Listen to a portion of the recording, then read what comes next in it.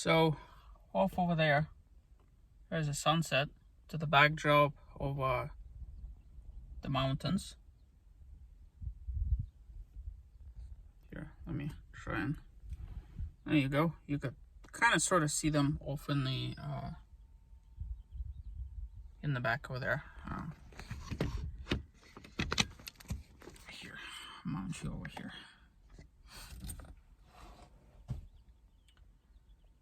So I am no longer in the mountains. My schedule have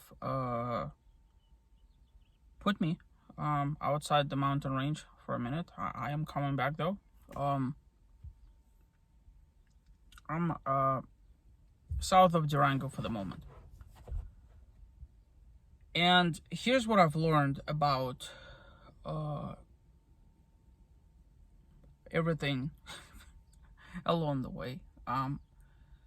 I have driven through Durango, which is a town on Highway 550, which is, eventually becomes $1 million highway.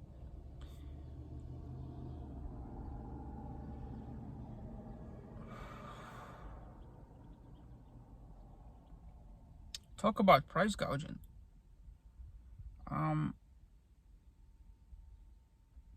I have, I'm honestly speechless. I am truly and honestly speechless. So, to get you an idea,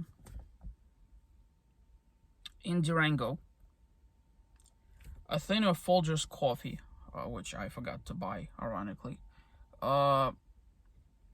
cost $6.66. Right? Same exact, plastic tub of coffee in Silverton costs $17. Gas in Durango costs $3.29 a gallon. Gas in Silverton costs $3.89 a gallon. A can of soup by Campbell's in Durango cost $1.48. In Silverton cost $3.69. My advice to anybody that's even remotely considering of driving out there into the mountain range is to stock up for the next 17 years if you're going over there, because just wow. So here's the hitch in the giddy up. If you are traveling from north or south, okay, there's Walmart on either side of Highway 551 is over in Montrose, and the other one is in Durango. The problem with Walmart is that they have gone from the traditional model of displaying their giant Walmart logo to just going off the grid. Like, you have no idea that you're coming up to Walmart until the very last second. It's like, oh, was that a Walmart? So do your research if you're traveling into the mountains as to where the grocery stores are, as to where the big stores like Walmart, for example. I'm not saying that you should shop at Walmart, I'm just using that as an example. And stock up, very seriously stock up on everything.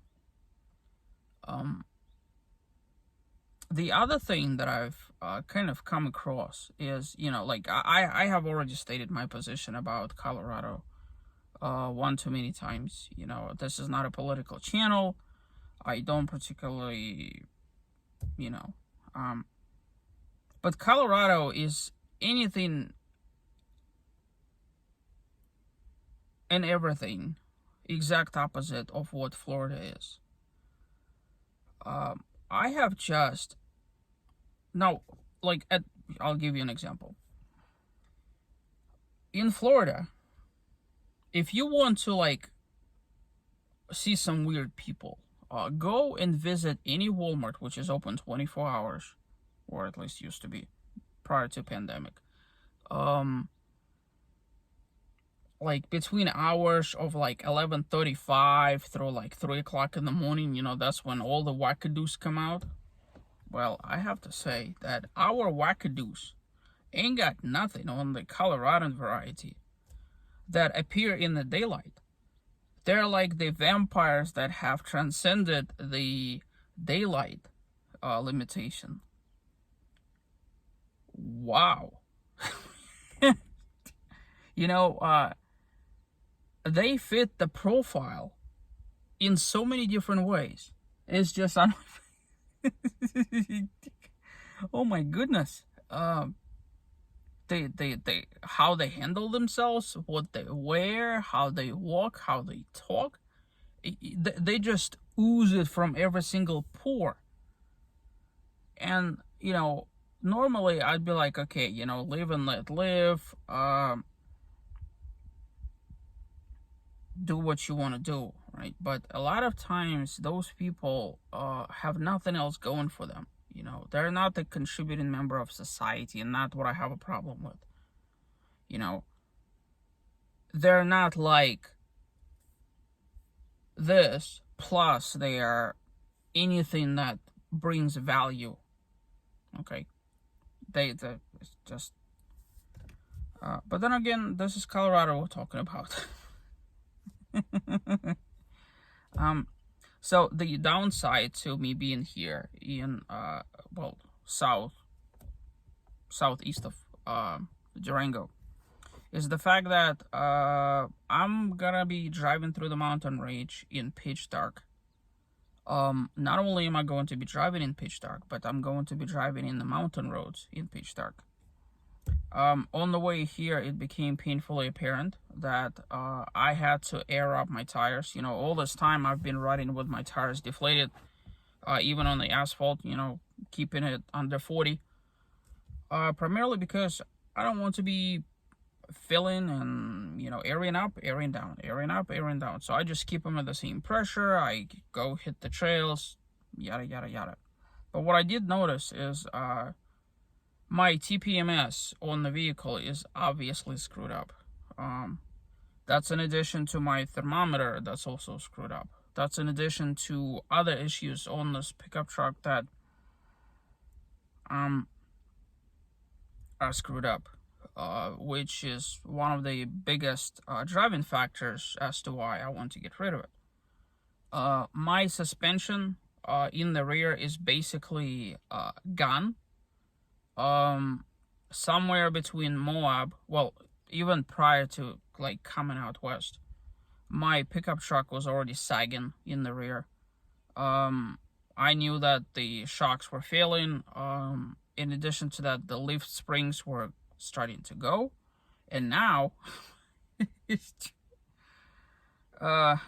okay, something I'm not looking forward to doing. You know, like, do you continue investing into, you know, into the truck? Do you just keep driving like that?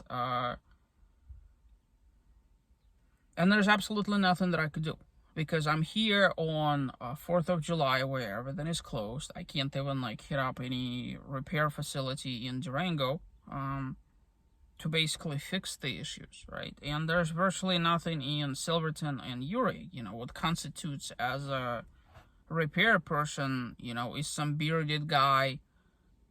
Literally, that's the name of the shop, some bearded guy, who basically shows up to work, takes an hour lunch, and then goes home. Or somewhere in between, he also can drive out to the trail and, I don't know, assist somebody. So this is an issue that I'm gonna have to continue driving with. You know, the shocks are just, well, there's basically nothing left of the shocks. The spring, well, the leaf springs are just, I don't know what to do, to be honest with you.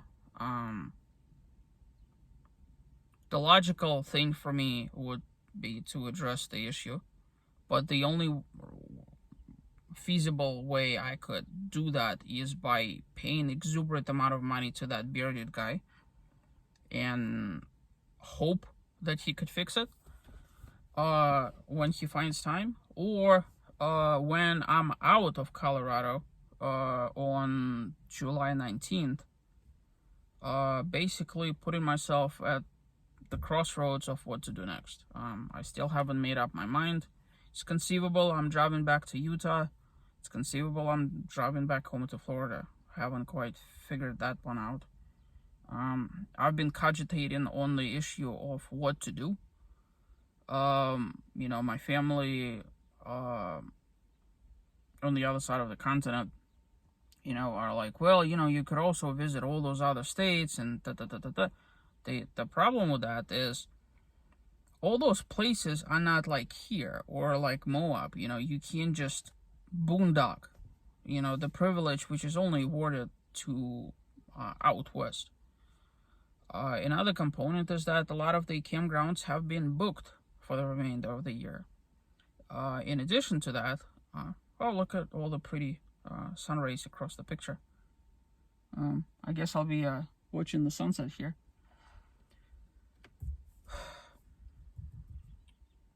Another thing, a lot of those places, it's like a quarter of a day thing. And I just don't see myself,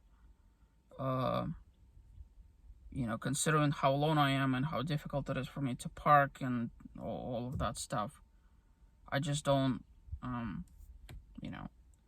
So my only two choices at this point is to either go back to Utah, or to go back home.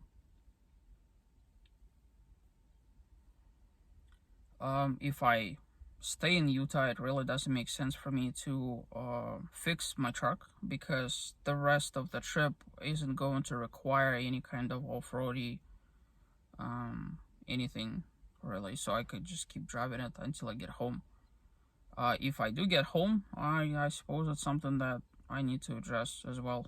But again, this is like a catch-22. If I'm getting a new vehicle, I don't particularly want to keep spending on this one. And there are issues that have to be addressed. Another potential alternative is something I still haven't ruled out, something I feel rather uneasy about, is basically keeping the truck, fixing the issues, and keeping the trailer.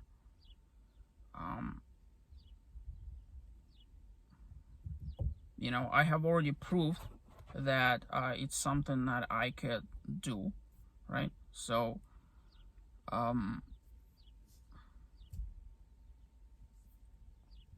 it's just the inconvenience. Like, the problem with the trailer is that there's no boondocking on the West Coast.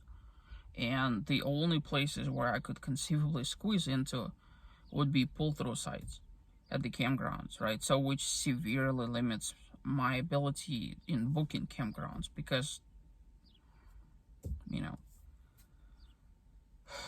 So, a lot to think about. In the interim, I'm sitting out here, waiting to take care of business and stuff, and driving back to Silverton in the dark. Today I've actually completed my last trail that I cared to complete. Ironically, both of my cameras died, as mentioned in the previous video. Yeah. Financially, this hasn't been kind to me. So the drone that stopped working, now granted, it had more than paid for itself, but it was still about $800 worth when I bought it new years ago.